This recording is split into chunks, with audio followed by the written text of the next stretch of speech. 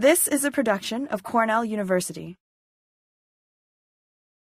My name is Nick Vanderwall. I'm a professor in the government department, and I'm the facilitator of the Foreign Policy Initiative at the Einaudi Center. I want to welcome you all to this talk, which is one of the Einaudi Center's Distinguished Foreign Policy Speaker Series talks, and the Distinguished Speaker Series is part of the Foreign Policy Initiative, which the Center launched a couple years ago to promote the academic and diverse discussion of foreign policy issues on campus in a variety of fora. I think the Einaudi Center wants to thank, for their support of this initiative, Mr. and Mrs. Luigi Einaudi, the Kessler family, and Judy Lund Biggs. Thank all of them for their generous support to the Foreign Policy Initiative. The Distinguished Speaker Series has a great program for the rest of the spring. Let me go over very quickly what else is coming up. Next Wednesday, Martin Palouse, one of the leaders of the Velvet Revolution and currently the Czech ambassador to the UN, will be giving a talk. On April 23rd, Prince Turki Al Fazal, the former Saudi ambassador to the U.S., will be giving a talk sponsored in part by the Distinguished Speaker Series. And then also on April 27, the Einaudi Center's Bartels Fellow will be Mo Ibrahim, the founder and president of the Mo Ibrahim Foundation, and he'll be giving a talk on April 27th. Okay, so today it's my pleasure to welcome an old friend to Cornell, Thomas Carothers. Thomas Carothers is the Vice President for Studies at the Carnegie Endowment for International Peace. He's the Director of the Democracy and Rule of Law program there, as well as the Director of the Middle East and a program in Carnegie Europe. He's the author of a number of critically acclaimed books on democracy promotion and numerous articles. Indeed, his classic essay, The End of the Transition Paradigm, in the Journal of Democracy in 2002, is perhaps the most cited article on democratization in the English language of the last decade or so. His recent publications include Democracy Promotion under Obama, Finding a Way Forward, and Stepping Back from Democratic Pessimism. He's also been a visiting faculty member at Oxford University, at the Central European University, and at the Johns Hopkins School of Advanced International Studies.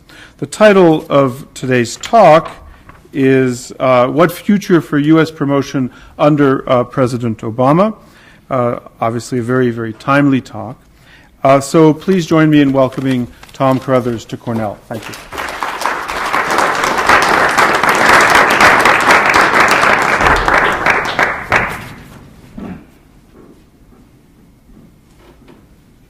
Thank you very much, and thanks everybody for coming. It's a great pleasure to be here at Cornell, and I want to thank the Einaudi Center for the invitation to be here. It's my first visit to Cornell, and I've received a warm welcome, which I appreciate. My subject today is U.S. democracy promotion, or more specifically, democracy promotion under President Obama. Given that the new administration is only 6 weeks old, this is largely a prospective look rather than a look backward. But although the administration is so new, this is nevertheless, I think it's a good time to take a look at this subject and to think about it.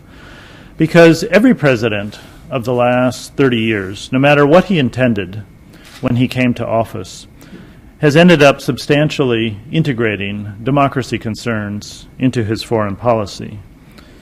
And although we often tend to think of democracy promotion as an idealistic preserve, an area that's kind of a nice sort of icing on the cake of American foreign policy, if possible, in fact, each of the presidents over the last 3 decades has ended up trying to integrate democracy concerns with their core security interests and security objectives. President Ronald Reagan framed his hardline policy toward the Soviet Union in terms of democracy promotion, and he viewed supporting democracy as a way of contesting the Soviet Union ideologically and trying to anchor governments friendly to the United States in the U.S. camp. This took controversial forms, ranging from his support for sometimes military-led or militaristic governments in Central America, fighting against leftist movements, and less controversial forms, at least in the United States, such as his support for solidarity in Poland and other democracy or human rights movements in Central and Eastern Europe. His administration also set up the National Endowment for Democracy and a number of other institutions and programs that formed the basis for the modern sort of organizational array of democracy assistance that exists today. After Reagan, of course, George Bush Sr. Came to office with rather strong realist inclinations, and I would say a distinct disinclination to engage in ideological crusades. It wasn't really part of his temperament or his outlook. Yet with the fall of the Berlin Wall and the collapse of the Soviet Union on his watch, his administration actually ended up becoming deeply engaged in pro-democracy work in both the former Soviet Union and in Central and Eastern Europe. And the question of the sort of how to help the post-communist world exit successfully from communism became a central concern of his administration, and he viewed democratization as a way to do that. And therefore, he ended up seeing democratization as key to a sort of core American security objective of the late 1980s and early 1990s.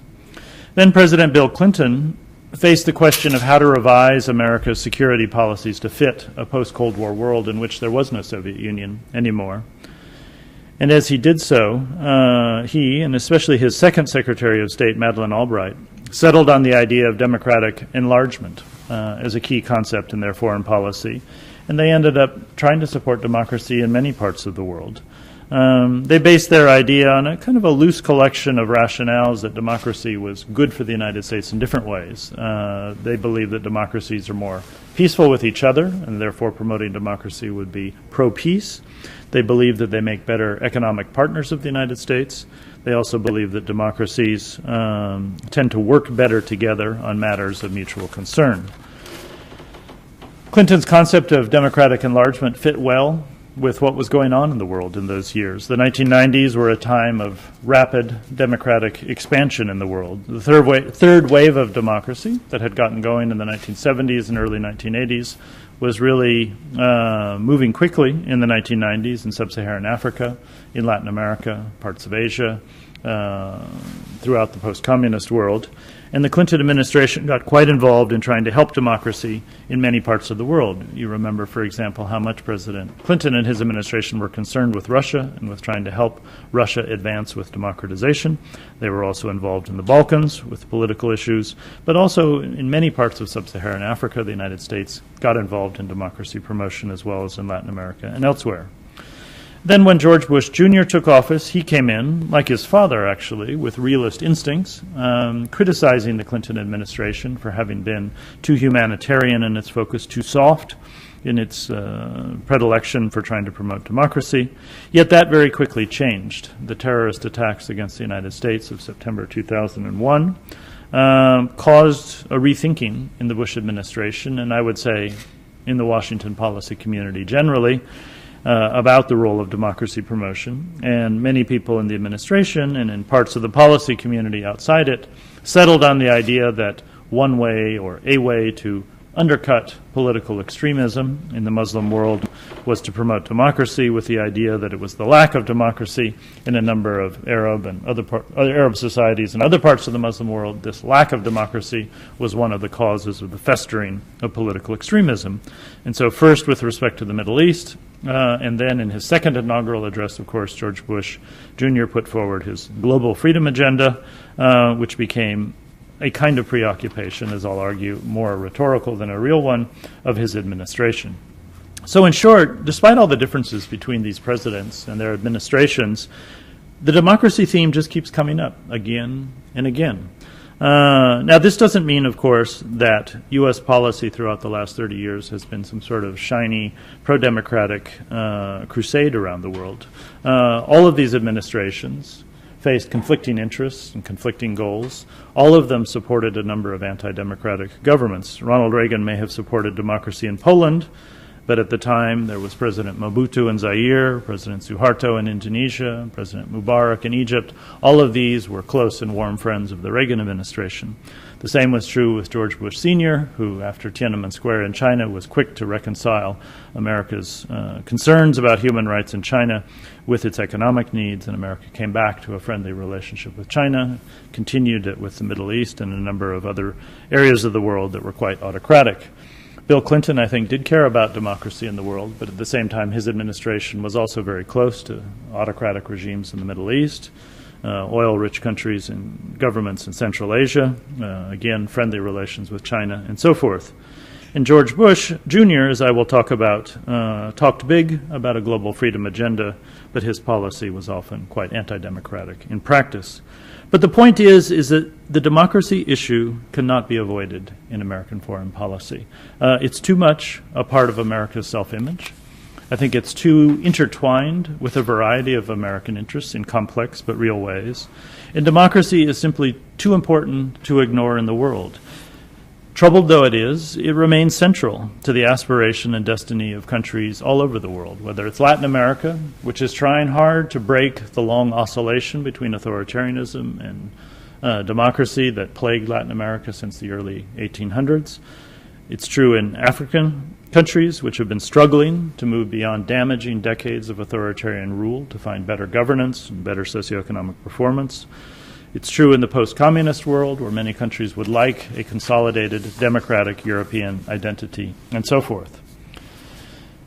And so, overloaded though his agenda is, and President Obama's agenda is about as overloaded as anybody could be, he will nevertheless, he and his foreign policy team, soon have to define an approach to democracy promotion. Because if he does not, or they do not brand themselves, in a sense, in this domain, they will find themselves branded by others who have expectations about what the United States can or should do. And as always in Washington, it's better to be ahead than behind the curve of that kind of political branding. Now, as the new president and his team go about trying to find an approach to democracy promotion, above all a way of talking about and framing the subject that makes sense given contemporary realities, they face two major challenges in doing so. One is that they have been left with a legacy on this subject by the Bush administration, which is extremely troubled and problematic in ways that I will talk about. And in addition, they have walked into a state of global politics, which is also very difficult with respect to democracy. Let me turn first to this issue of the Bush legacy. I think the basic elements of the Bush legacy on democracy promotion are fairly clear and widely understood, and so I'm not going to linger on them. I've written a fair amount about them, but let me just go over the basics, because parts of them are clear, but parts of them are actually rather complex and I think not so well understood. The clear parts are the damage that the Bush administration did to this subject, and the damage roughly falls into two categories.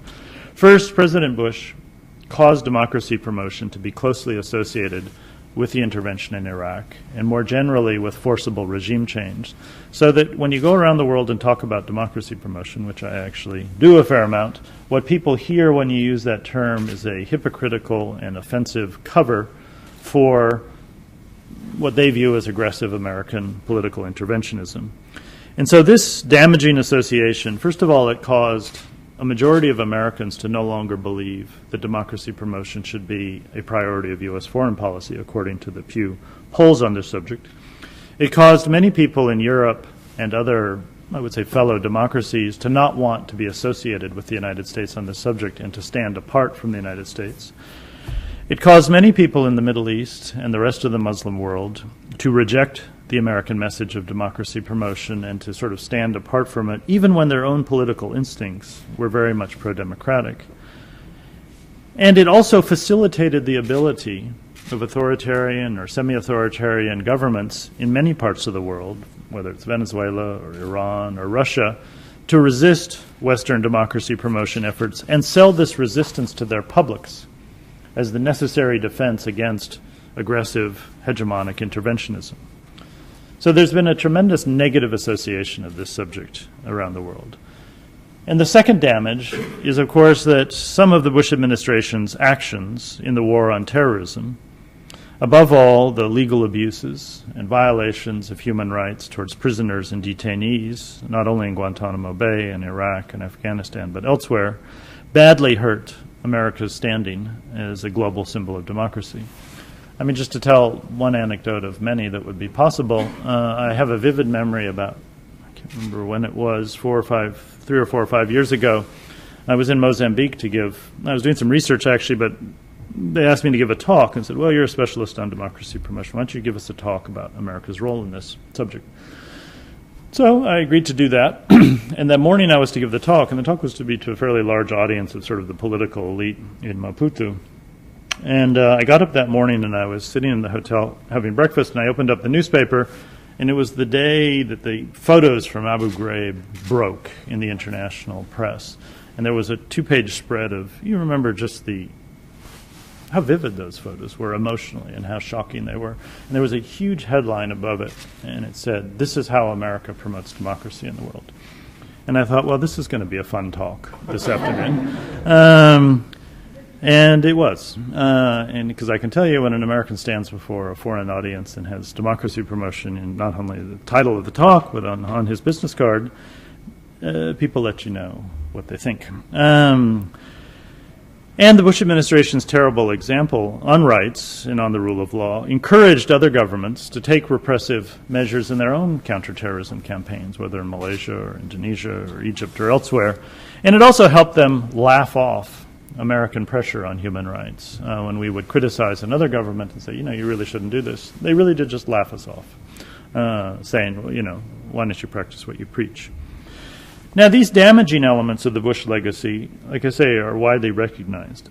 Alongside them, however, are some other elements of this legacy in this domain that are less well understood, and I think of them as misconceptions. And as I'll talk about, I see some of these misconceptions present on the sort of the surface of the water in the policy community in Washington. One of these misconceptions is the idea that the United States has been overdoing it on elections around the world, and that elections are dangerous. They're dangerous because if you have elections in unstable places, people may elect political extremists. They might elect Islamists, whom we tend to reflexively think of as political extremists, or anti-democratic populists.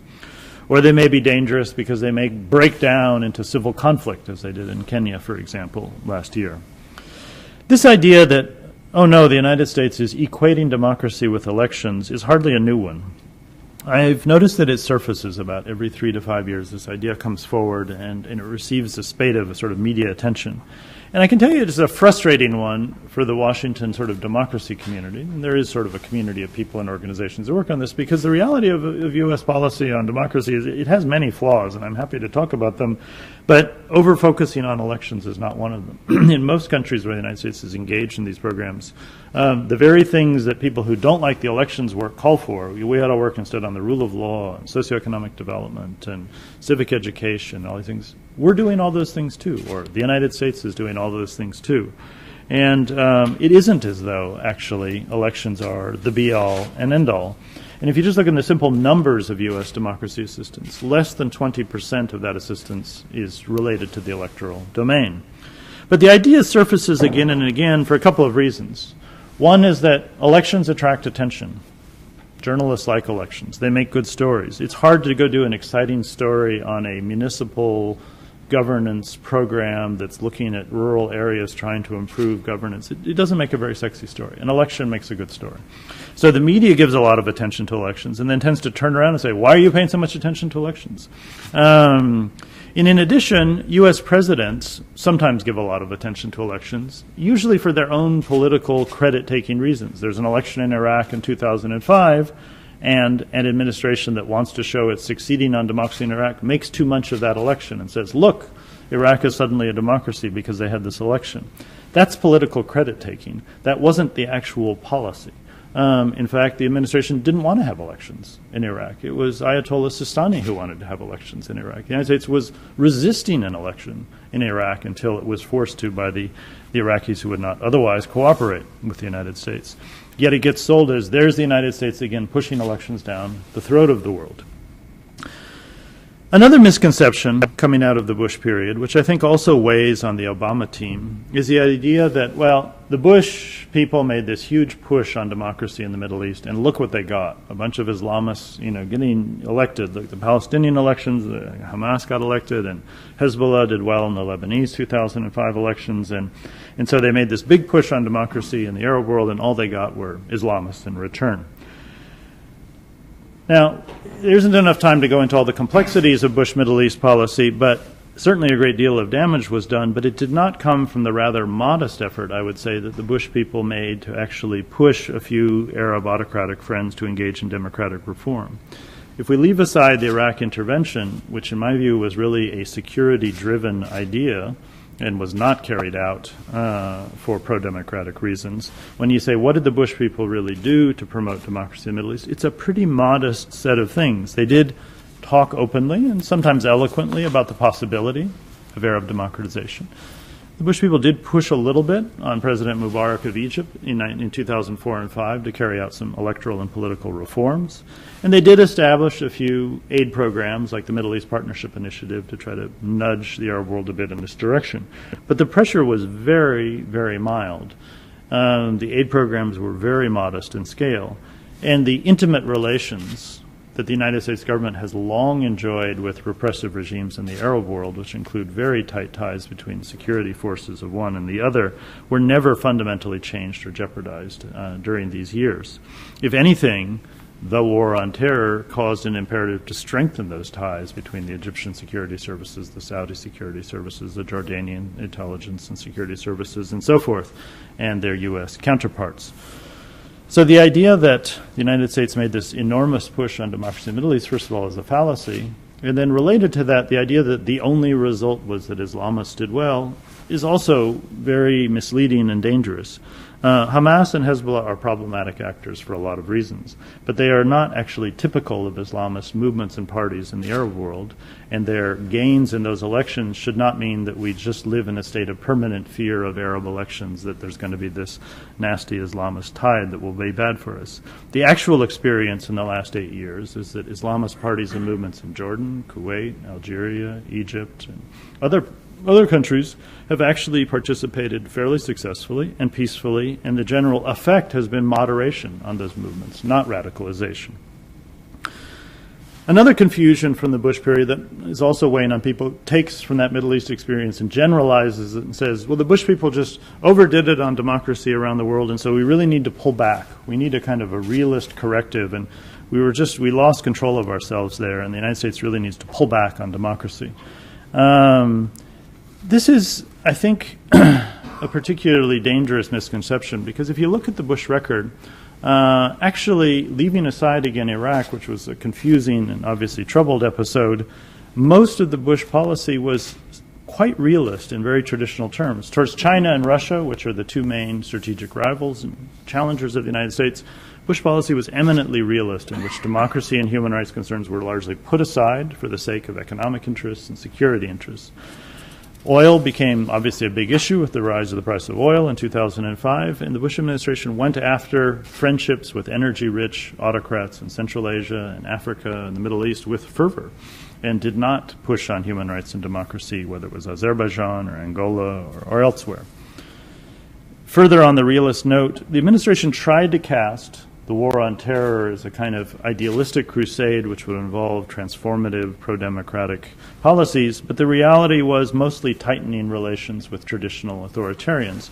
President Musharraf in Pakistan, a military dictator, was the poster child of a new war on terror policy, and it was an eminently realist policy which said that he's our friend, and as President Bush once said at a press conference, he's tight with us on the war on terror, and that's what I care about. That's a classic statement of realism. And so the notion that the Bush people were sort of wild-eyed democratic crusaders is simply belied by the record. So why do we have this impression, or why does the world have this impression? Partly it's because of Iraq. Iraq was sort of like the sun just blinding people in this decade and trying to talk rationally about foreign policy. When you go abroad and try to talk about American foreign policy, you couldn't have a rational conversation about anything because people are so angry about Iraq. So you just argue about Iraq the whole time. And they'd say, that's your policy. You're going around invading country after country in the world. And you said, slow down. You know, we're having hard enough time with the 2 that we did invade. I don't think we're about to invade 5 or 10 others. They said, well, that seems to be your policy. So Iraq really pushed it into the face of the world in a way that it was hard for people to see and realize towards Russia, China, Azerbaijan, Angola, Egypt. Most countries, we were following pretty traditional realism. And secondly, President Bush, his soaring and rather constant rhetoric on this confused people. He just talked about it so often and so it seemed to mean so much to him that people took him seriously and thought, a lot of people don't follow the details of the policy, and they hear a president saying over and over again, this is my central priority, they believe him. So, in short, the Bush legacy on democracy promotion is unusually complex. You have a lot of damage that came from the association with Iraq and with the war on terror, and at the same time you have a lot of misconceptions that arose that are currently, I think, confusing people in this country about what role should this play in our policy. And when you look at the Obama team's first 6 weeks, you see them trying to react to this complex legacy.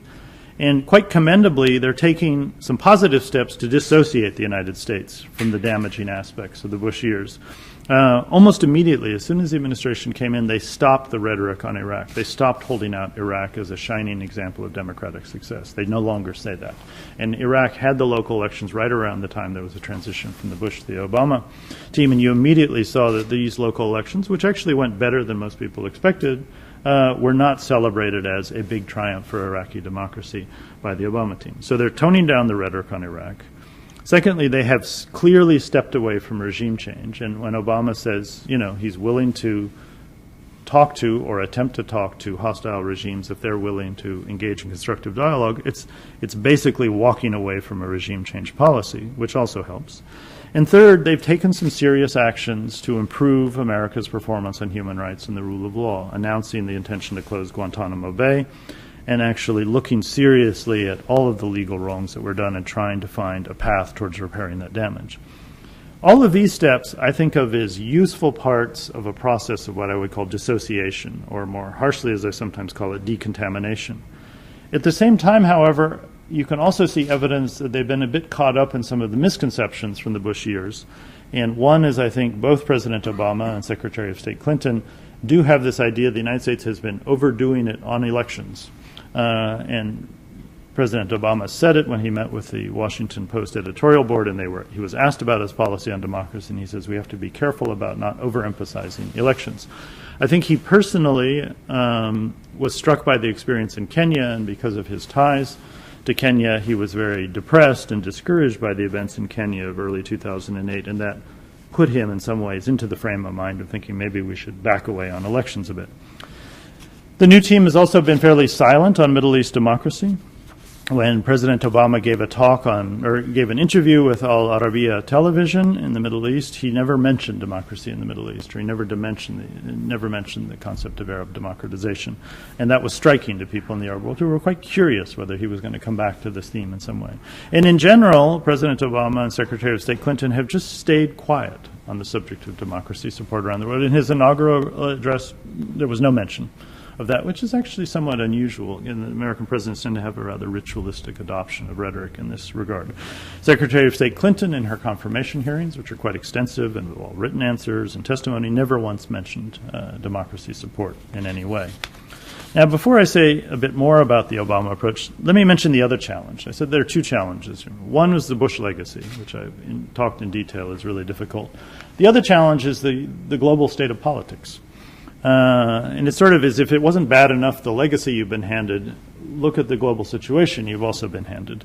In some ways, because a lot of people have been so focused on the difficulties of the Bush period and sort of Bush actions during the last 5 years, they haven't paid so much attention to the actual underlying politics in the world. To the extent that they have, there's been a lot of talk in the last 3 or 4 years about, basically the concept has been democracy is in trouble in the world and authoritarianism is on the march. As you know, there's a kind of tendency towards a certain kind of black or white in American policy analysis. Either things are going really well or they're going terribly. Well, we've shifted from democracies taking over the world in the 1990s to democracies failing around the world. And you look around and people say, look at the evidence. China is on the rise and the China model is popular everywhere. Russia, at least until the financial crisis hit it, is on the rise. And there's a thing called authoritarian capitalism that's gaining people's minds and hearts. There have been coups in Thailand and Bangladesh and Mauritania, and democracies are rolling backwards. Kenya broke down into electoral violence. Zimbabwe is a mess on democracy. Elections in South America have produced these dubious leaders who seem to want to take apart constitutional checks and balances and so forth. So there's this sort of apparent bad news about democracy in the world. And it produces the impression that this decade has been a very damaging one for democracy. Actually, I tend to be in life on the side of the skeptics and the pessimists, but in this case, I'm not, because I think people are overreading certain pieces of evidence and overstating this. And because partly is the good news on democracy tends to be less interesting and grab less attention than bad news. So, for example, yes, Ecuador and Bolivia are engaged in processes politically that may be dangerous for democracy, but does anybody talk about Paraguay has made the most important advances for democracy in the last 30 years of its history? It just doesn't get much news. It's just not a good story. Indonesia, the largest in population terms Muslim society in the world, has made tremendous advances in democracy in the last 10 years. It's not blemish-free, but Indonesia is much more democratic today than it was 15 years ago, and is really a truly heartening example of a society with a highly diverse population, with a lot of economic problems, making very good democratic progress. Again, doesn't make the headlines. Yes, Bangladesh had a coup, which was damaging, but the military actually gave back power to the civilians and said, we actually do not want to run the country. Let's try it again. And they're going back to democratic politics in some ways. And just in simple statistical terms, if you look at the number, and these statistics, Freedom House scores have their flaws, but basically there's a certain value in saying if you look at the number of democracies today, it's actually, there are 89 today, whereas 10 years ago there were 86. And the number of autocracies has shrunk from 46 to 42, or 48 to 42. So actually, this decade has seen an expansion of democracy in the world, not a retraction of democracy. And so the basic picture is modest expansion, but basically continuity and a fair amount of stagnation. Because I think what's troubling is democracy in retreat or is democracy advancing, is that there's basically a loss of momentum. This third wave of democracy that started in the mid-'70s in Southern Europe, reached through the 80s and through the 1990s, has basically stopped. And we're now in it's sort of like the engine turned off and the car is still moving, but there's very little pro-democratic momentum in the world. It's very hard to find many countries that are moving forward on democracy, other than a couple of good news cases that I mentioned, but most countries are kind of stuck in one form or another politically.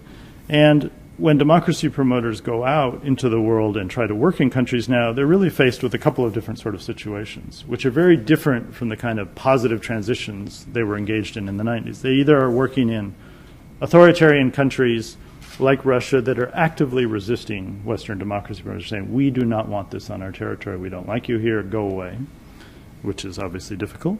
Or they're working in sort of semi-authoritarian regimes that have some elections and have some political parties and a bit of civil society, but the government really has a stranglehold on the political system and doesn't allow any alternation of power, like Egypt or Kazakhstan or a number of other places, and says, sure, you can come to your democracy assistance, but we know how to play the reform game. We'll have elections, but we know how to control elections, or we can have a bit of civil society. And a number of governments have gotten very adept at playing the reform game.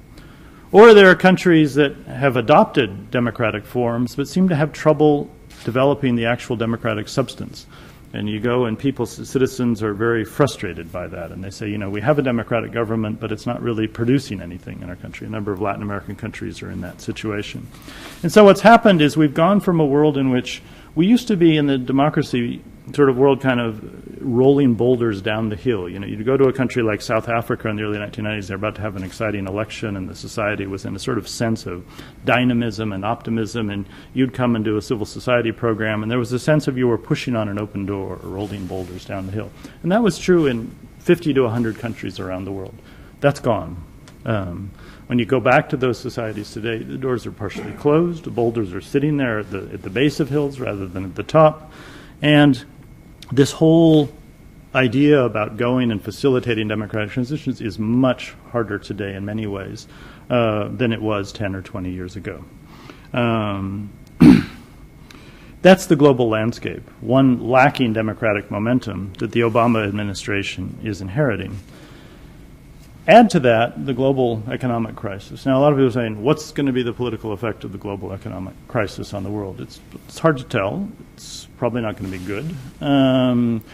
It's probably going to be mixed. A lot of, it's hard not to open the newspaper these days without a story saying some country, whether it's Ukraine or Latvia or Hungary, is under stress and the government is falling because of bad economic situation. So there's a lot of troubling news about governments under pressure. At the same time, though, a lot of authoritarian governments are also under pressure because of the global economic crisis. I was just in Egypt a couple of weeks ago, and in Cairo, I was meeting with people in the Egyptian government. They've been depending upon 6 or 7% growth to keep the population from really getting angry about their mismanagement of the country over the last 30 years. And when they look ahead at 0% growth for the next 3 to 5 years, they're very scared politically about what they face, particularly because their president is old and probably going to give way soon. And so authoritarian countries are as scared as democratic ones. And the question will really be, the economic crisis will hit democratic governments in some ways differently than authoritarian ones for different reasons. But I think we can be fairly confident that the economic crisis is not going to produce political stability or happiness or contentment anywhere in the world. And so that adds to this general sense that the Obama people are coming into a very problematic situation in this regard. So let's return then and finish up with what the Obama administration's task is then. Both these daunting challenges, the problematic Bush legacy, the difficult state in the world, create pressure on the new team to pull back on democracy. And you can see, and I know when I talk to people in the administration, they're sort of, this subject is very troubled. It's radioactive because of Bush. It's dark and scary because of the way the world is. Let's just go do something else. That sort of is the feeling. Let's talk about something else. And that's where I think some danger lies, is I think it's important to dissociate from the problems of the Bush years, but it's important to dissociate without giving up. And that's the sort of middle ground, which I think is important to find. Because the process of repair and recovery from the Bush years is something that will take time. As you know, from any aspect of life, when you incur reputational damage, whether it's your personal reputation, institutional reputation, or national reputation, it occurs in minutes and it takes years to overcome. Ask any politician who's been tainted by a scandal. And it's the same with our country. Reputational damage that our country has suffered in many ways in the last 5 to 7 years will take a long time to overcome. But as I mentioned, they have started down that road with some measures of repair. But what is also needed, in addition to repair and recovery, is some kind of positive vision in which this country can once again say to the world, we've absorbed some of the negative lessons of the past, but we'd like to return to this subject. We're not going to give up on this. And I think that the way to do that is not by trying to find some new security rationale or to keep pushing on the idea that the way we're going to undercut political extremism in the world is through democracy. That idea just didn't persuade many people in the world. First of all, it looks very selfish. If you go to a country and they say, and you're trying to work on democracy programs and work with people, and they say, why are you really here? If your answer is, because I'm afraid that if we don't come here and work with you, you're going to come and kill us, because you're going to be politically radical, it's not a very good message to send, I can tell you. It doesn't sort of build partnerships with those societies. You have to send a more positive. And it's also intellectually flawed, in that it's an appealing idea that the reason people are politically extreme or radical or anti-Western is because they don't have democracies, but it's just not that simple. It was an oversimple idea for a very scary and difficult problem. It's enough if you look at Spain, for example. Spain has had a problem with political radicalism in the last 40 years, which is called Basque separatism, which leads to terrorism in the case of Spain. When Spain became a democracy in 1975, the problem of Basque radicalism and extremism has not gone away. Spain is a highly inclusive political system, which has sophisticated possibilities for different groups, federally and nationally and locally, to participate, but the Basque extremists are still there. They're still setting off bombs. And so Spanish democracy did not solve the problem of political extremism in Spain. It's just not that simple. Political extremism has its own genesis, often an intellectual genesis, sometimes a territorial one, and it has lots of different solutions, but simply democracy as a solution is not necessarily one of them. So I think we need to sort of move away from that idea because I don't think it's very persuasive. I think we fall back on what sound like banalities in some ways, but are basically true, and we have to be comfortable with democracy and say that basically as a society we are more comfortable, we are better off, and we are relatively safer in a world populated by democracies than dictatorships. That democratic habits of participation and pluralism and openness tend to produce, not always, and one can pile on the qualifications, but tend to produce governments that are more peaceful, treat their own citizens better, treat their neighbors better, make better global citizens, and act more responsibly, in a sense, internally, externally, towards an international environment that's favorable for the United States and other established democracies in the world. So I don't think we should agonize a lot about whether democracy is good or bad for us. Instead, I think we should focus more on what is the message about us and how we're going to go about doing this, because it's really been the how, not the what, that has been bothering people. When I've gone before foreign audiences so many times in this decade, what's really bothering people is the how. It's the in-your-face, it's the aggressiveness, it's the not listening, it's the hubris, the hegemony, and so forth. And a new rationale and spirit actually is available to us. And I think, fortunately, it's available in the political philosophy and political style of President Obama. It's as though you look around and say, where's the answer? And it turns out it's right here at home. Because President Obama does have realist instincts in the sense that I think he's very prudential about the American role in the world. And unlike some other American presidents, I think he really accepts the idea of limits of American power. And having lived in foreign cultures and experienced them firsthand a bit more than some previous presidents, I think he has an instinctive understanding that America is only one society of many and not sort of primary answer to the world. Yet, at the same time, realist though he may be in certain ways, he actually embodies a very positive pro-democracy message, because his own personal story, which is a rather remarkable journey, I view it as a search for identity and a search for meaning in which he tries to find it through his own self-empowerment and then integrating that empowerment into the empowerment of community and larger national society. It's not just inspirational, but it's very much a story of grassroots democratization that works well with what democratization can mean for other societies. And in addition, the story of his election, which is the story of American democracy finally at its most participatory and open best, is one that has captured the global imagination as well. And if you add still further to that, a few basic elements of President Obama's style also fit very well with that pro-democracy message. He has a very calm and measured tone, even at a time of national crisis. That's the tone people around the world would like to hear the United States speak about democracy, and not exultant and aggressive and overly enthusiastic. In addition, he has an instinct towards bipartisanship rather than lone crusades, which is crucial for this subject that used to be rather bipartisan but kind of lost it. And finally, he also, when he said that it really isn't so important whether the government is large or small, but whether the government works. That's the dilemma that many new democracies are facing.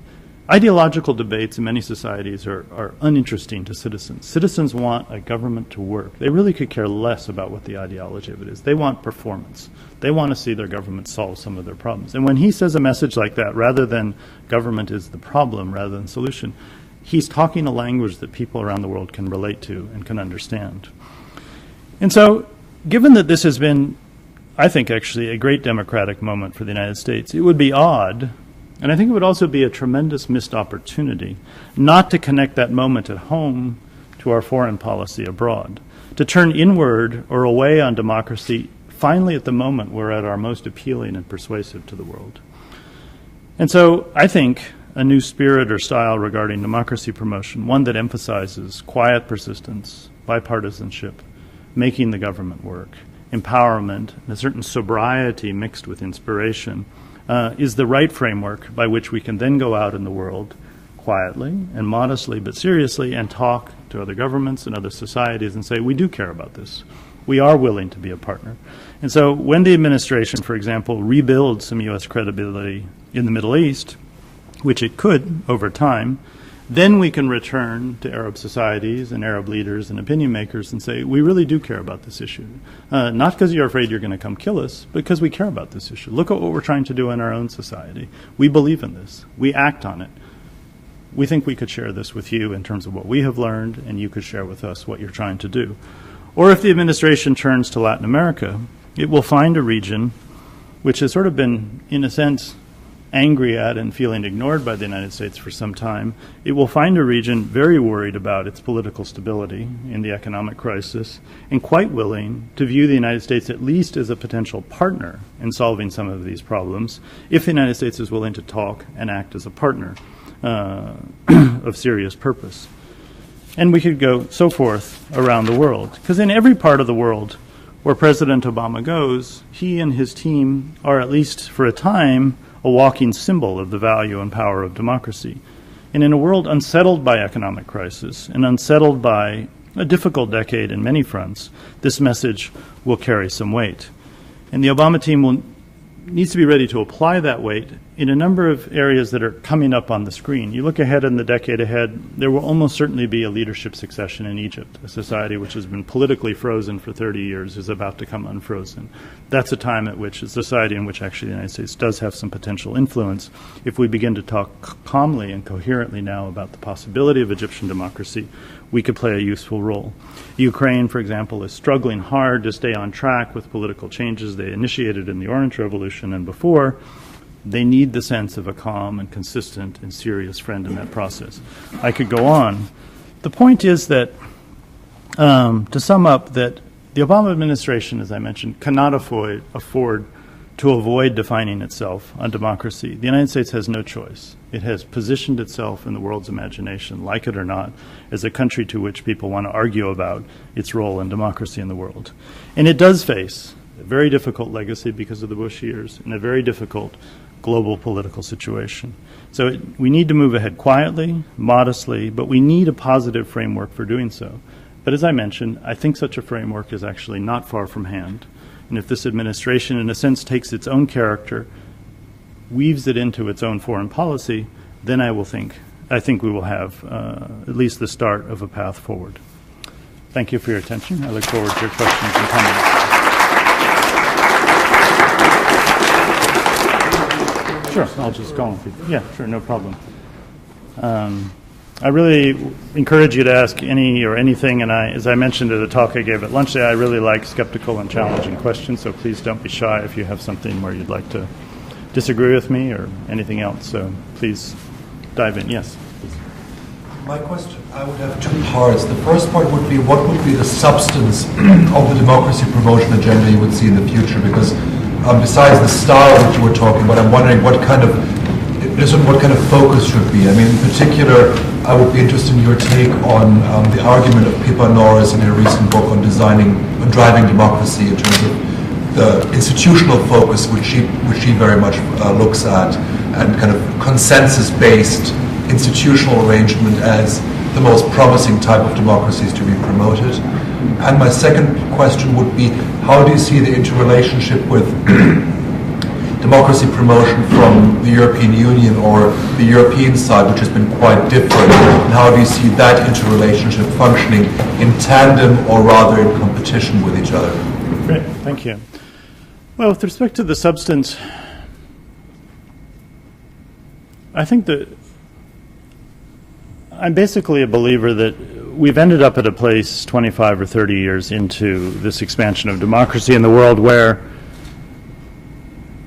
I think the idea of the basic transition sort of continuum has faded away, and countries are in a whole series of different states.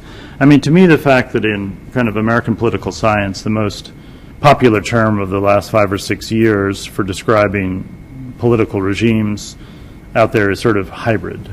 And to me, hybrid means, I don't know what the hell it is, so let's call it hybrid. I'm not a political scientist, so I can say that.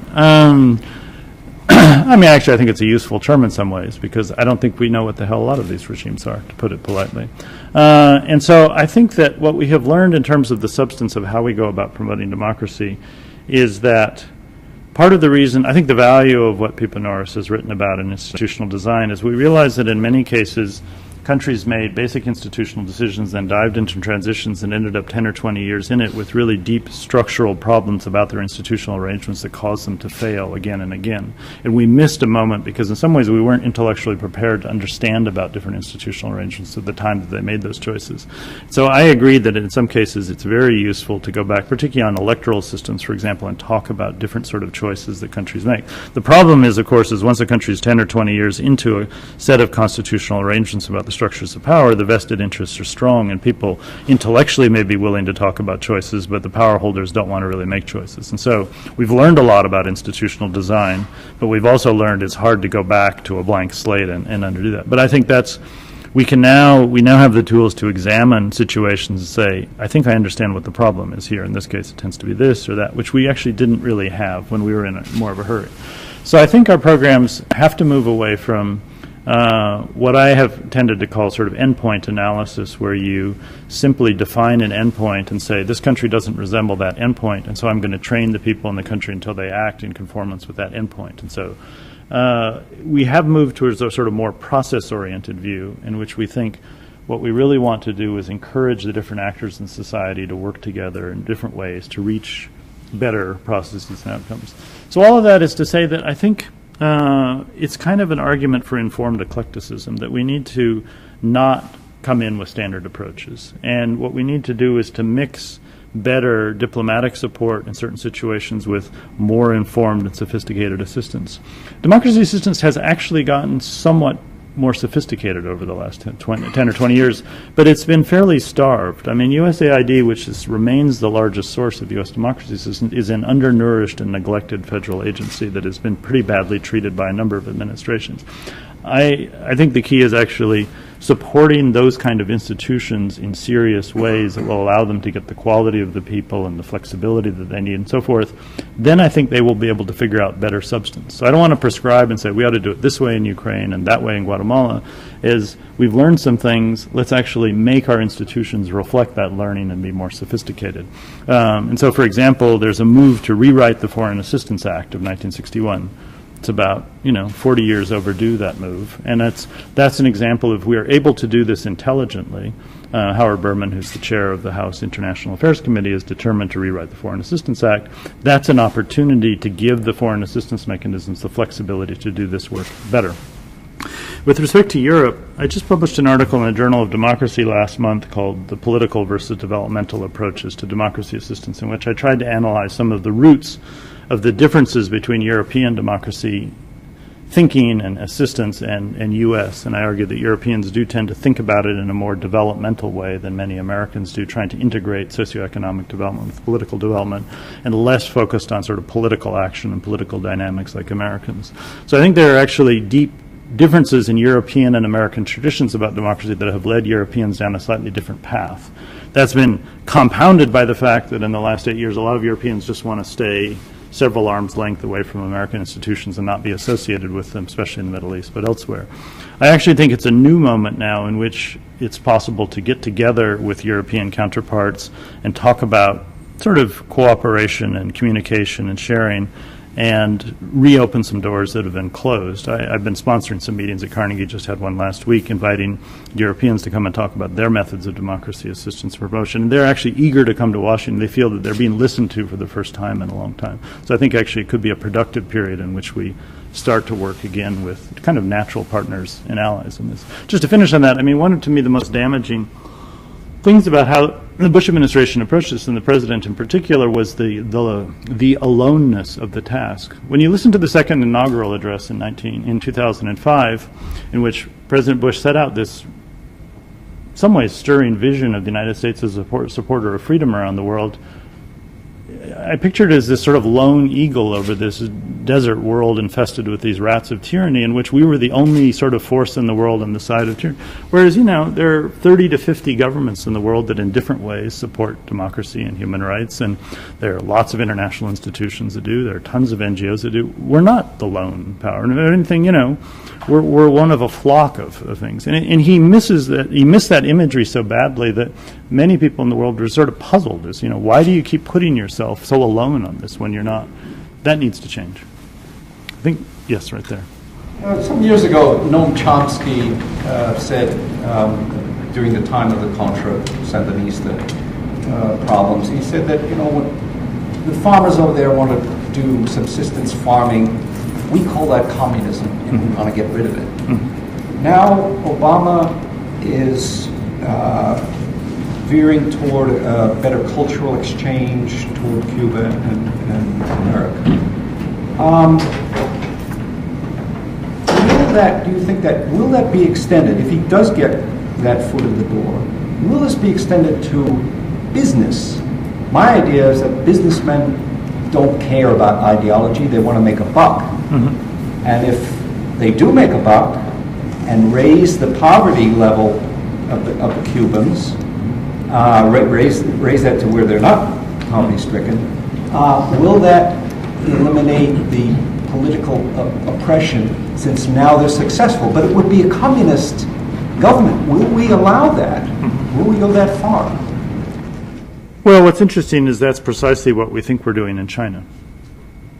Is that there's an underlying belief in the China community in the U.S. policy circles that if we continue to trade with China and facilitate their economic development, they're going to hit a level of income and wealth that they're going to make a Taiwan or South Korea-like transition to democracy. It's odd that we're willing to do that with China, but then when it comes to Cuba, we have to starve them to death. That's part of the charm of American politics, that we're able to proceed into completely conflicting ideas at the same time and explain it to the world as making perfect sense. The Obama administration has a big opportunity to change one of the most dysfunctional policies we have, which is our policy towards Cuba. U.S. policy towards Cuba over the last 50 years has helped keep in place what is now one of the longest-serving dictatorial regimes in the world, which is the Castro regime, which has been in power since 1959, unlike almost any other authoritarian regime in the world, partly in thanks to U.S. policy. It still remains difficult to do that politically because there's still a lot of difference of agreement. Just today, you may have read the story in the New York Times in which the Obama administration has actually tried to quietly sneak into a very large and complicated economic stimulus bill and a budget 2 measures to allow Americans to spend money in Cuba without facing all these draconian restrictions and certain travel restrictions. They sort of tried to sneak those in, and of course Senator Mel Martinez from Florida saw those and stood on the floor of the Senate and denounced the Obama administration for giving in to dictatorship in Cuba. We're still stuck on this debate. And the Obama people are facing a choice of how much political capital do they want to spend to do this. I think, from what I understand, is they know in their heart of hearts this is a failed policy. Probably the best thing we could do would be to lift our sanctions against Cuba, whether in return for certain actions or not, but to enjoy an active and fruitful economic relationship with Cuba, which, as you say, would be helping, in a sense, in the short to medium term, people who are economic actors under a socialist or communist system, but would probably have the effect over time in Cuba of lifting all the boats and helping the country move to join the modern world politically and socially in other ways. So I regret it. I would like to see the administration move more in this direction, but political realism dictates they have to do it slowly, and they're going to get a lot of political flack for even small steps that they will take. Yes. There was I saw another hand over here, but it went down. Yes, you had. No. My question was more retrospective about Bush administration. I mean, you seem skeptical that the Bush administration had any true desire to spread democracy, but if you look at the national security strategy of the United States, 2002 and then 2006, I mean, it's in your face. So I guess the question is, why would that be in there if they weren't actually seeing that as an important part of U.S. national security strategy? It's a good question. I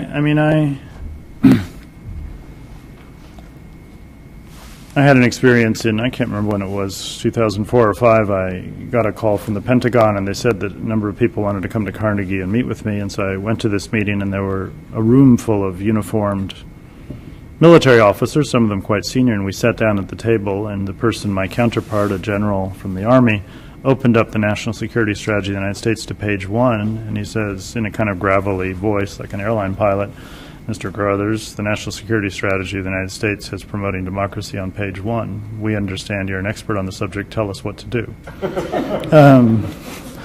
Wow, I was like, which country do I want to invade? But I had several thoughts, actually. But you're right. it is in our national security strategy. It's also in our national intelligence strategy of the United States. And a puzzle of policy in the Bush years was they were dead serious in putting it into the security strategy because they believe very much in this idea that non-democratic or politically unstable countries are potentially damaging to American security. But they had a very hard time converting that into actual policies in actual places, because then it got to Pakistan, and well, Musharraf is our friend, he's useful to us on counterterrorism. Hosni Mubarak's not a Democrat, but he's awfully good to us on the Palestinians. Saudi Arabia, well, we need oil. And when you went around the world, China, well, they buy our treasury bonds, and you said, where's the strategy? Where are we going to apply it? President Bush himself got very frustrated. And when he said that odd thing that he did in 2007, where he said, I'm a dissident in my own administration, that was the sign of a confused man, but it was the sign of a confused policy, in which we had articulated at one level a framework that, as you say, was persuasive and significant on paper, yet the administration had a very hard time translating it into that. And President Bush himself, I think, felt frustrated as to why, if it's in my national security strategy, don't I see it on the ground in very many places? And I think that's because it actually wasn't very well thought through when it was devised as a strategy. I wrote an article in Foreign Affairs in 2000, I can't remember, 5 or 6, which was called The War on Terror and Promoting Democracy, or Promoting Democracy and War on Terror, where I said, we're casting the war on terror as a freedom crusade, which is very appealing, but the reality of the war on terror is you need a lot of cooperation from governments that are not democratic. And there's a central contradiction in the war on terror between that imperative and the underlying idea of a freedom crusade. And I remember the Undersecretary of State for Global Affairs, Paula Dobriansky, wrote a reply to me in Foreign Affairs, and she said, there is no contradiction in our policy is unitary. And I wrote a reply and said, I know Paula for a long time. I said, Paula, that sounds good, but it's not. What about Musharraf? It's not unitary. We have a problem in Pakistan. We've got a military government that's helpful to us, and we don't seem to see an alternative, and there's a contradiction in our policy. And she just said, I'm sorry, it's unitary. And so they were stuck. They were stuck with a policy that just didn't fit together in certain ways. But you're right, they were dead serious. They used to have freedom agenda meetings among senior interagency committee, led by people in the White House or sometimes the State Department, and they called them Freedom Agenda meetings, where they would get together and talk about how they're going to implement the Freedom Agenda. But those meetings were problematic because of what I've talked about. Yeah. Yes. All the way back down. Yeah. You made a bold claim when you said if you look beyond Hamas and Hezbollah at the wider set of Islamist movements in the Arab world, you said that as they participate in elections, they've moderated. You mentioned Algeria, Egypt, Jordan, Kuwait. I was wondering, what do you mean by moderation, and what are you basing that on? How do you know they've moderated? Yeah, that's a good question. You're right, it's a bold assertion. Well, I believe that generally in the Arab world, since the mid-1990s, there has been a moderating trend in Islamist parties and movements since the Egyptian Muslim Brotherhood in the mid-1990s began to rethink some of its basic ideologies and move in a moderating direction. And at the Carnegie Endowment, we've done a lot of work in the last 5 years on Islamist movements and parties, including an ongoing dialogue process we have with leaders and senior officials in those movements and parties. We published a paper 3 years ago called Exploring the Gray Zones, sort of analyzing the democratic values or fidelity of Islamist movement and parties. And we tried to zero in on what we think are areas where they have not really confronted their own anti-democratic tendencies and areas where they have. But we felt we did that to kind of stimulate what we saw was an ongoing process of moderation. I think by moderation there's always this, underlying idea that they're just playing a game, and once they get their hands on power, then it's all over. They're never going to let go. They're going to impose, some extreme version of Sharia and so forth, and never have another election and so forth, the kind of 1991-92 Algeria scarce scenario. But it doesn't either, when you look at how these parties and movements behave when they have a little bit of power, or how they behave in terms internally about their discussions and their doctrines and so forth, you do see a moderating trend. If you take the Party of Justice and Development in Morocco, for example, you look over the last 10 years, the electoral participation by that party, having to go out and compete for elections, has tended, within the party you have softliners and hardliners, and the softliners have tended to win discussions because they say we want to go out and win parliamentary seats. And to win parliamentary seats, if we call for a total ban on alcohol and veiling of all women and imposition of Sharia in these ways, we're not going to win any parliamentary seats. And we would like our party to be appealing to more than 7% of the people. We would like to be a broader party. And, you know, once you give a party or a movement a taste for political participation and power, they tend to want more of it through the electoral process, and they tend to want to become more like an all-in party, unless they're a very narrow party in a proportional representation system that just wants their 5% of the vote and is happy with it. You have seen the effect of these parties saying, I like this electoral party, I like being a parliamentarian, I like having a free car, and I like all of this, and I want to get more of these votes. And to get more of these votes, most of the societies that are in are not hardline Islamist societies in which people want to ban alcohol totally and veil all the women and that. And so the Arab world is not at a point of Islamic extremism. There is a lot of political Islam, there's a lot of social Islam in Arab societies, but it is not the same as, you know, sort of an extreme Taliban-like Islamist version of society. So Party of Justice and Development, the Islamic Action Front in Jordan, when you look, you know, they had a minister in the 1990s, you know, representing an Islamist party. Who did they choose as that minister? What did that minister actually do? If you look at their actual political actions, they do not look like the plan for a hardline agenda, you know, that's sort of a secret plan to sort of take over power. They end up looking more like parties that want to compete, win votes, and they have more open debates within themselves. I'm not saying that there's nothing objectionable on a democratic basis in Islamist movements and parties. You can find plenty of things. But I think the trend over the last, as I say, 14 or 15 years is towards greater moderation, and banning them, repressing them, torturing them does not lead to greater moderation. Yes. Yes, I have two questions. The first is what is happening there, that the level of economic development is decreasing in many developing countries. The people are becoming poorer and poorer. Even using Freedom House indexes, it is clear that in the past 5-10 years, the level of economic inequality is increasing in many developing countries, and yet people participated heavily in the democratic process because they had high expectations that probably this democracy was going to change their social lives, and yet within 5-10 years this has not happened. So I am wondering, then on the top of this, then you have now a large crisis of capitalism, which has been really predicted by many people before today. And so I'm wondering if within this transition we have a chance to rethink two things, to rethink the state and to rethink democracy. And given the fact that both failed the people in the past 20 or 30 years of structuralism programs. And so in your study, and I'm wondering if that could be a possibility of also looking forward, that we have a chance to rethink the state and to rethink democracy. Mm-hmm. Thanks.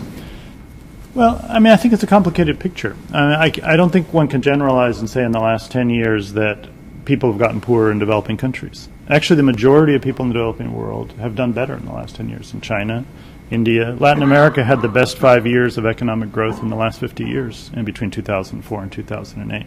And so, actually, you know, more people were lifted out of poverty in the last 10 years than any other 10 years in history. So it isn't just that the developing world's getting poorer and poorer. Parts of the developing world are definitely getting poorer. Some of them are democratic, some of them are authoritarian, and there isn't a clear pattern. I mean, some democracies perform very badly economically, so do some authoritarian countries also perform very bad. So I don't think the message is that democracy has been failing. A number of governments have been failing of different ideological character. Now, I certainly agree with you that the current economic crisis calls for hard thinking and revision of assumptions about the capitalist model or the neoliberal model to the extent that it has been applied in places. And it is true that serious mistakes were made in prescriptions that were given to countries about economic deregulation and certain forms of, you know, financial behavior and others. So there's plenty of room for reconsideration in our own country and not just in the developing world. But I don't think the experience either of development in the last 10 years or of this economic crisis means that democracy itself is fundamentally flawed.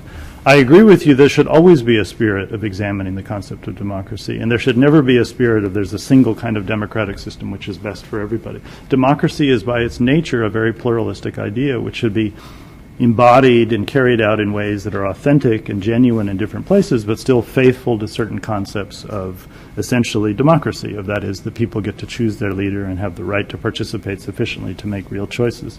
So I agree with the spirit of what you're saying in terms of democracy should be an open experiment, and people like me and others should always be looking ahead and trying to think about how to improve it. But I don't agree that we are in a sort of a crisis of democracy as a result of economic failure. Yes? I was wondering if you thought it would be a good idea for the administration to send Obama on kind of a goodwill tour, globally maybe, have him give speeches for major capitals in the Middle East and Latin America, in South Asia, maybe even in China, kind of, going off of what you said, just because of just the sheer symbolism of that, maybe, inspiring, peoples there to, start talking about democracy and whatnot. Something that they can do now, right. Trying to begin this discourse. Yeah. One of the frustrations that I understand the president and his team are having is that he is completely absorbed by the domestic economic situation now, and he feels that his primary responsibility to the American people is to spend 80 to 90% of his time on domestic economic issues from now until sometime when it begins to look like there is a set of plans and projects and budgets and in place that are coherent and are being affected. And so it is a bit frustrating that we've managed to elect a leader who is actually of genuine interest to the rest of the world, but we can't send him abroad because we need him here. It's unfortunate. And Secretary of State Clinton is traveling a lot, partly because of that, because he's got to stay home largely. I mean, he is going to Latin America for the summit in early April, and he's going to go to Europe sometime. And so he's not as though he's homebound, but he is not getting out as much in his first year as he probably hoped he would be able to. Now, in addition, I think we have to be careful in thinking about how one uses such a remarkable asset as a president who is genuinely of interest in the world. Because in the Arab world, for example, a lot of people in different Arab societies were astonished that the United States elected Barack Obama for a variety of reasons. They saw the Bush-Cheney establishment as like a machine that was impenetrable and unconquerable, and they can't understand how a skinny guy whose middle name is Hussein beat that machine. It's just not in their software. It's not what happens in Arab societies in their political system. So they're amazed by this, and that does give him a very special quality. On the other hand, they're deeply cynical about America's role in their region for a whole variety of reasons. And they would like to see some change in basic things, above all, of course, in America's approach to the Israeli-Palestinian issue. And one has to be careful about sending President Obama abroad, or his going abroad, before he starts to undertake some measures or steps that would add substance to his image. Because you don't want an image to be just an image. You want it to be backed up by actions. And so it's kind of a tricky thing, because there's people abroad are impressed and are interested, but they're also quick to become cynical and sort of say, sure, you came and gave a nice speech, but when are you going to actually tell the Israeli government to freeze a settlement? Or, to put it in naked terms.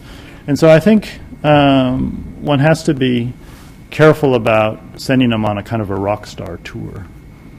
He has to go when there are substantive, serious things on the table where he's already engaged in some ways and shown that he's going to have a different approach. There's been a lot of talk in Washington about, should the president go to a Muslim capital? Which capital should he go to, and what should he say?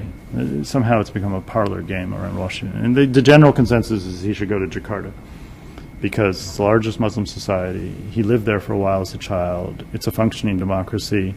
And they're not that angry about Israel compared to other parts of the Muslim world, because they're as far from Israel as you can get.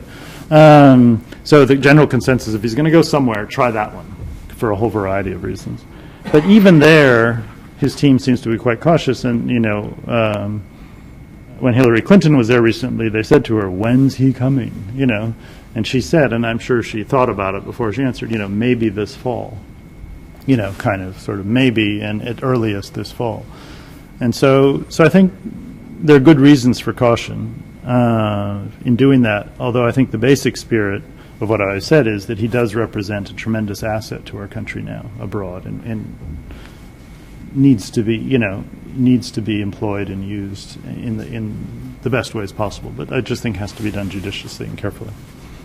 Yes? To what extent has the U.S. domestic policy of the last 8 years affected foreign views on U.S. democracy, such as warrantless wiretapping and so on and so forth? Well, that's what I was talking about, the second part of the Bush legacy, the damage to America's standing as a democracy through not just to the mistreatment of detainees and torture of prisoners and things like that, but a whole series of elements of the war on terrorism that persuaded the world that the United States had taken a serious step away from its tradition of being a country that respects rights and democracy. I mean, I was at a seminar last year at Oxford where we were sitting around discussing one thing or another, and the proposition on the table, or actually it wasn't a proposition, the assumption in at least some significant part of the room was that the United States can no longer be called a democracy. You know, that was sort of a given among, now that was sort of a preserve of a certain kind of anti-American European intellectual view, which the United States, you know, on Freedom House is a 7 as opposed to a 1 now. And I, you know, actually had to raise my hand and say, you know, when you go through the Patriot Act, item by item, you know, yes, there are objectionable things, but we are actually still a democracy. You know, one, I mean, you know, we still elect our leaders, there's still political, you know, is that, yes, there are restrictions and such, but you know, the FBI does not sit around in public libraries photographing every single person who comes in and out and checks out a book. And it doesn't, you know, their vision of Orwellian American got a bit carried away. But a huge amount of damage was done. Guantanamo, it was hard for people in Washington to appreciate the damage that simply the camp at Guantanamo had on the United States and the world, particularly in Europe, but around in the Arab world. Guantanamo just became a byword for, you know, American hypocrisy and bad behavior. I mean, it's just amazing the amount of damage that did. And so it was serious. In what happened in Europe, at least, I don't know about the rest of the world so much, but in Europe in this decade, all of those things ended up sort of joining up with a number of other European hesitations and a sense of difference with American culture and American society. And so the fact that we believe in the death penalty, the fact that in the United States, you know, women do not get guaranteed paid maternity leave. There's only 3 countries in the world where that's not the case. You know, the United States, Fiji, and Lesotho or something, you know. American society is unusual. You know, we have a number of aspects of American society. We don't take paid vacations very much compared to Europeans. And you know, there's a whole series of things. Europeans started saying, how much are we really like you?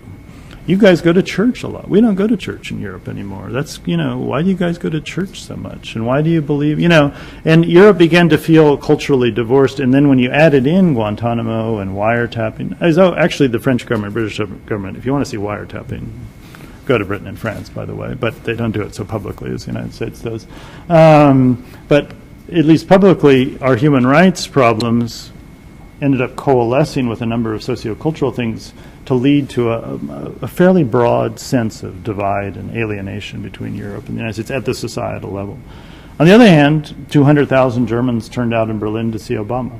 You know, there's alienation, but then there's still this underneath it. It did not kill the roots of a desire to have the United States as a partner in some ways. And that was what was striking, is how it was still there despite all of the damage. It was like grass that looks totally yellow, and then one rain comes, and surprisingly, it's green again, you know. And so there is this opportunity as a result of these underlying sentiments and of the political change. Yes, please. A few years ago, pretty loud. A few years ago, in a conference that was held in Zimbabwe, 2 colleagues, one from Tunisia and another one from Morocco, were presented the process of change, political change among the youth, students, young students, women who were freely deciding to where they were, projecting an image of protest and in search of an alternative. And if I can summarize their point, they said it was the triumphalist attitude and presentation of the West when the Berlin Wall went down.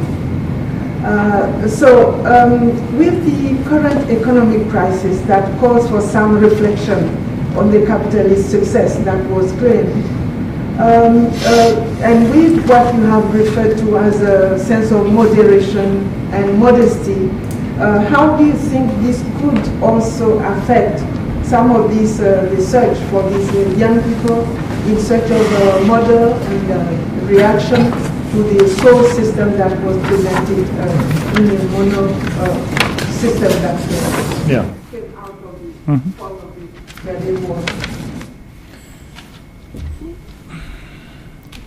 Well, I don't like triumphalism in any particular form.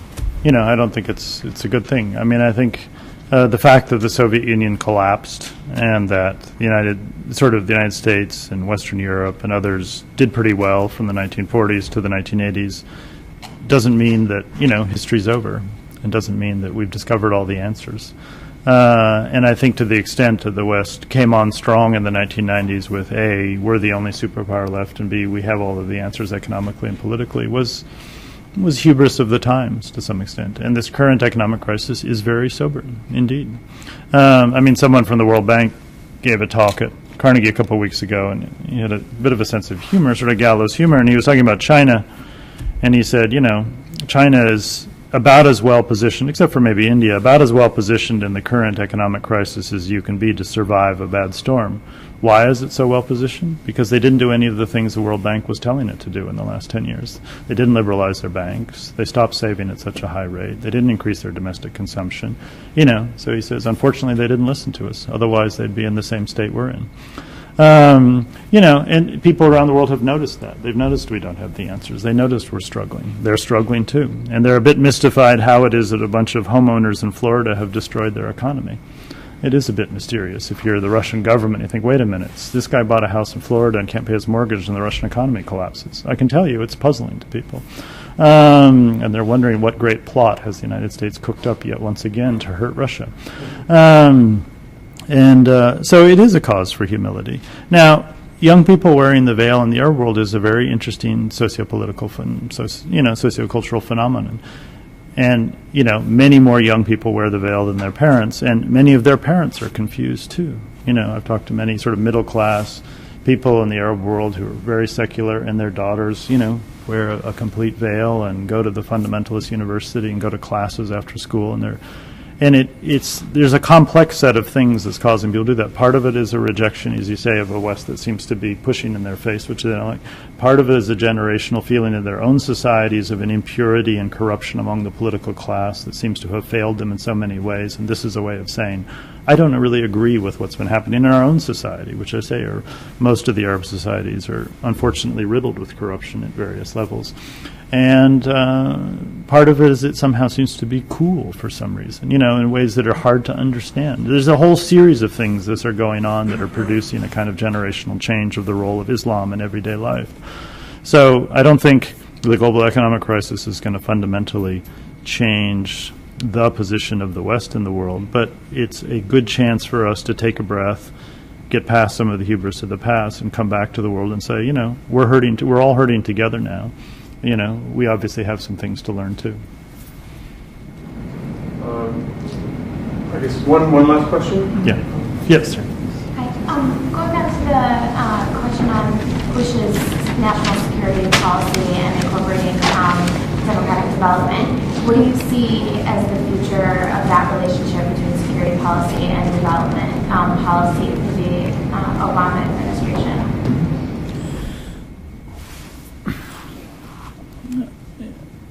A general idea did arise in this decade that not just democratization, but sort of economic development generally is going to be good for our security because failed states around the world can become locuses of instability and danger to us in different ways. And so economic development gained a security rationale in this decade. And a lot of people in the economic development community were happy about that because they were tired of trying to make the case to busy and overpressed policymakers, you ought to pay attention to economic development. Now they had a security reason to say, if you don't, we're going to have an enclave in, southern Somalia for the, Al-Qaeda activists. And so if you don't do economic development, you're going to get Al-Qaeda, basically. I think, again, that rationale was sort of overused and has intellectual problems with it because, basically because as always, it's not that simple, and you're sort of over-promising. You say, give me a bunch of money for economic development, and I'm going to solve this problem for you of, global jihad, which you're not actually, I think. I actually think it's a good thing to do economic development for lots of reasons, but I can't promise you I'm going to solve the problem of jihadist groups operating through a loose network in a number of countries trying to strike at Western targets. I'm not sure that all of the aid programs in the world are going to get at that problem, kind of. And so I think we have to be careful about sort of embracing the security rationale for economic development as opposed to saying there are a lot of good reasons to do economic development. Is a generosity as a country, and for, a whole variety of reasons. So I'm kind of actually been hesitant about that one. And the economic development community, I think, is often sort of doesn't put forward that argument too much itself, but doesn't correct people when they hear it being put in forward because they don't want to jeopardize the money. Because the Bush administration voted for the largest increases in foreign aid in decades in the United States, because of that security rationale. And the economic development community was thrilled, even though they didn't like the security policies. So, but I think with the new administration we can back away a little bit, and Obama's still talking about doubling foreign aid, even in this budget, which I think is a good thing to do. And I think, fortunately, he's not emphasizing quite so strongly the security rationale, although it's still out there and it's still talked about. The 3Ds framework that Hillary Clinton put forward is a derivative of that mindset, which says that defense, diplomacy, and development are all interlinked and such. I think that's sort of true in a broad sense, as long as we're not promising that, that economic development aid is, like I say, going to undercut Islamic extremism. Okay. Yeah. Do you think that you'll be having more meetings with generals and to put it more bluntly? Yeah, once the battleship of the U.S. Pentagon gets pointed in a direction, it takes a while to change course. And they are a large, and on Monday I'm going to speak to 240 senior uniformed officers of the U.S. military to give a lecture called Democracy and Security. They're concerned about democracy and security, and I'm going to face a room full of 240 people in uniform, and they take notes. They're very diligent, not like you guys. They're applied. They're sitting there on the edge of their chair saying, "What should we do?" And it's daunting, and I worry about that a little bit. And my message, as you can imagine, is going to be cautionary and say, I'm glad the U.S. military is concerned about democracy in the world, but it's not a straight line between democratization and U.S. security. It's just, if you make that promise to yourself, you're going to be disappointed, then look for some other silver bullet. And I don't like silver bullets. They are magic bullets. They just disappoint us, and we pour all resources into one thing, and then we get frustrated and go play in another sandbox for a while. And so I'm worried about that. It's a great place to end, so thank you very much.